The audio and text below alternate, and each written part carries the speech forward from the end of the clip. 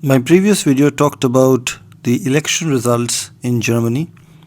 In today's video, I will talk about why Germany's confidence is shattered and its economy is kaput. A decade ago, Germany was the model nation. Its economy had not just withstood the ascendance of China, it was thriving in its wake. Its balanced public finances stood out in a world of huge government debt. And while British and American lawmakers were caught up in the culture wars, German politicians continued to practice the art of compromise. Today, Germany has gone from paragon to pariah. Its economic model is broken, its self confidence shattered, and its political landscape fractured. Europe's former growth engine has shrunk for 2 years in a row, erasing any recovery made since the COVID-19 pandemic. Its manufacturing output is down about 10% over the same period, and its companies, squeezed between rising costs and falling exports, are shedding thousands of jobs a month. There are external causes for this malaise, from the war in Ukraine to American protectionism and China's economic slowdown. Yet some analysts, economists, and historians think Berlin mismanaged its response. The reason? Conservatism, defined not as the political ideology but as the preference for the status quo over change, for reaction over action, and for caution over risk. This is partly the wage of success. As long as Germany's economy was growing, brushing aside the financial crisis and the Eurozone debt crisis, there was no pressure to course correct. Historian Timothy Garton Ash said. Timothy Garton Ash is the author of Homelands, a history of Europe in the past 50 years. Germany woke up last because they were doing best. It's a critique of the political, business, and to some extent intellectual elites, because it would have been their role to look ahead and see the coming challenges. That's what Timothy Garton Ash said. Germany was a pioneer in cutting carbon dioxide emissions. It enacted its first ambitious renewable energy law a quarter of a century ago and aims to become greenhouse gas neutral by 2045, earlier than most other nations. Less known is how little success it has had. While emissions were down 60% in 2023 from their 1990 level, according to the government, a sharp drop that year was because of the recession. Today, Germany's carbon dioxide emissions per capita are above the global and the European Union average, higher than the United Kingdom's and France's, and just below China's, according to Our World in Data. Meanwhile, German households paid the highest electricity prices in the European Union in the first half of 2024, according to official EU statistics. One reason for this mixed record was Chancellor Angela Merkel's 2011 decision after the Fukushima nuclear accident to accelerate a planned phase-out of nuclear energy. It meant Germany needed more fossil fuel, including coal and Russian natural gas, as it ramped up renewables. The American and European allies warned Germany it was too dependent on Russia. Yet Angela Merkel stayed put in 2014 when Russia annexed Crimea. So did her successor Olaf Scholz when Moscow invaded the rest of Ukraine and began throttling gas deliveries, driving up prices and forcing Berlin to restart idled coal-fired plants. The problem with consensus societies is that sometimes the consensus is wrong, and when it is, there is no corrective mechanism, said Wolfgang Manchau, author of Kaput, The End of the German Miracle, published late last year. It is the opposite of a whistleblower society. After a short extension over the winter months, Germany's last 3 nuclear power plants went offline in April 2023, in the middle of an energy crisis that had begun to sink the German economy. When Angela Merkel let in hundreds of thousands of Middle Eastern, Central Asian, and African asylum seekers stranded between Greece and Hungary in 2015, many Germans welcomed the move, flocking to train stations to greet the new arrivals.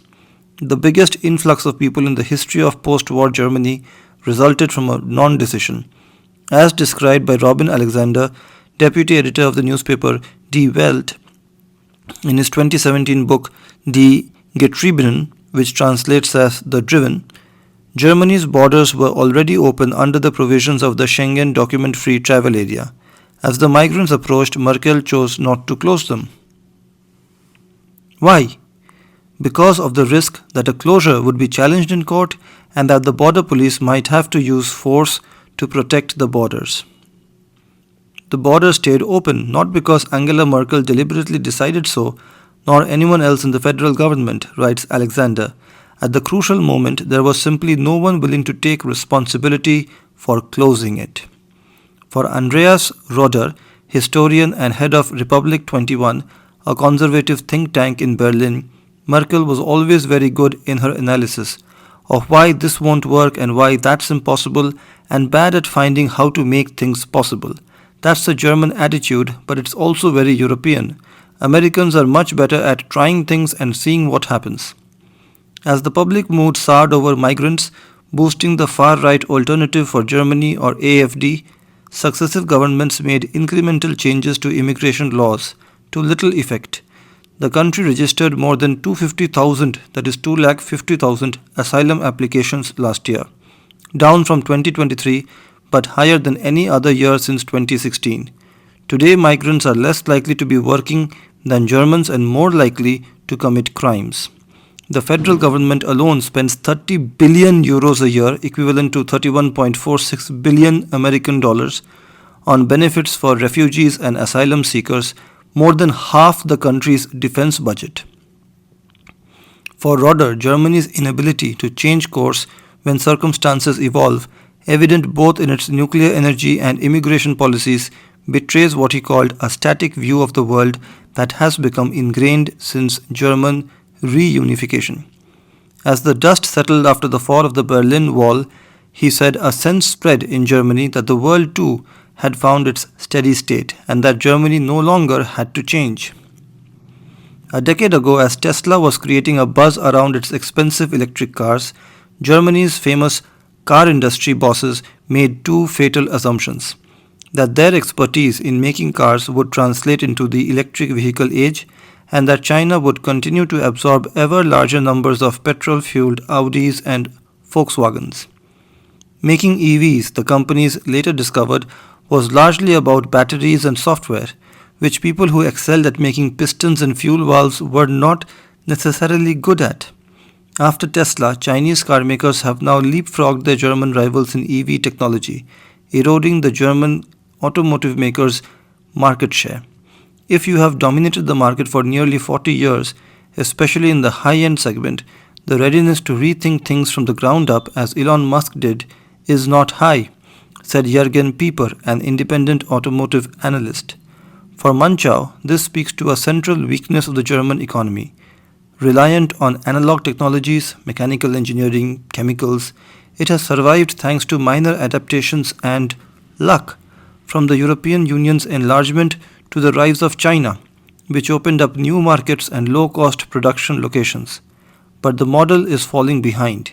In 2023, Germany recorded 133,000, that is 133,000 patent applications, less than half the numbers in South Korea and Japan, according to the World Intellectual Property Organization. Most German patents were for mechanical and industrial applications, with computer technology and digital communications dominating in the US and China, respectively. Computer technology in America and digital communications in China. Even today, the debate is all about how to get manufacturing back on track, extend the life of the model for another 10 years, said Manchow. People talk about competitiveness, whereas in the US they talk about growth. Germany wasn't always risk-averse and allergic to change. After the Second World War, innovation and entrepreneurship swept the country, and by the 1950s, its economy had overtaken that of France and the United Kingdom. Remember, France and the United Kingdom won the Second World War. German leaders have grasped opportunities and taken risks in the past. Chancellor Helmut Kohl pushed for reunification, despite misgivings in Paris and London. Faced with record unemployment, Chancellor Gerhard Schröder unveiled unpopular labor market and welfare reforms that put the economy on a 20-year growth path. Today, the accumulation of multiple special interests like barnacles on a ship's hull, has shifted the balance too far against change, said Garton Ash. But a huge amount depends on the personal leadership qualities of the Chancellor, and you never know till the guy gets into the job.